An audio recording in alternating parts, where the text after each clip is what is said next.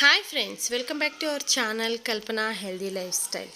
ఈరోజు ఒక మంచి టిప్తో మీ ముందుకు వచ్చేసాను.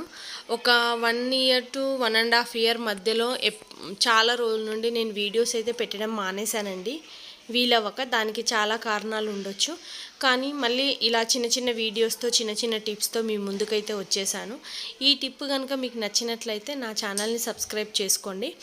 ఏం లేదండి, మన ఇంట్లో అందరి ఇంట్లో స్విచ్ బోర్డ్స్ అనేవి అయితే ఉంటాయి. కిచెన్లోను, హాల్లోను, టీవీ యూనిట్, ప్రతి ఒక్క ఇంట్లో ఆల్మోస్ట్ 6 to 7 స్విచ్ బోర్డ్స్ అయితే అందరి ఇళ్లలో ఉంటాయి. అది పిల్లల ముట్టడం వల్ల లేకపోతే మనం ముట్టడం వల్ల చాలా మట్టుకు మరకలు పడుతూ అనీజీగా చూడ్డానికి నీట్గా ఉండకుండా ఉన్నాయండి. అలాంటి వారికి ఈ టిప్ అయితే చాలా యూజ్ అవుతుందండి. చాలా తొందరగా వితిన్ సెకండ్స్లో మనం క్లీన్ చేసేసుకోవచ్చు.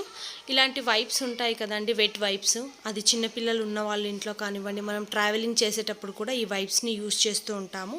ఇలాంటి వైప్స్లో ఓన్లీ ఒక్కటే వైప్తోని మీరు ఇంట్లో ఉన్న స్విచ్ బోర్డ్స్ అన్నీ కూడా క్లీన్ చేసుకోవచ్చండి.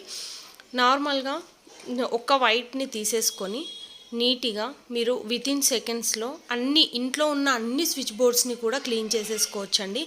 ఎలాంటి మరకలు ఉన్నా కూడా మనం రుద్దాల్సిన అవసరం లేదు. తర్వాత ఎక్కడ వాటర్ పడిపోతాయో, ఎక్కడ కరెంట్ షాక్ పడుతుందనే భయము లేకుండా కూడా ఈజీగా మనం క్లీన్ చేసేసుకోవచ్చు. ఎలాంటి మరకలైనా కూడా వితిన్ సెకండ్స్లో అయితే మీ స్విచ్ బోర్డ్స్ అన్నీ కూడా మీకు హాయిగా క్లీన్ అయిపోతాయండి. నాట్ ఓన్లీ కిచెన్, హాల్ కానివ్వండి, మెయిన్లీ బాత్రూమ్ దగ్గర కూడా ఉన్న స్విచ్ బోర్డ్స్ కానివ్వండి, ఇలాంటి ప్రతి ఒక్క స్విచ్ బోర్డ్ కూడా మీకు హాయిగా క్లీన్ అయితే అవుతుందండి. ఐ హోప్ ఈ టిప్ మీకు నచ్చినదని అనుకుంటున్నాను. Thank you.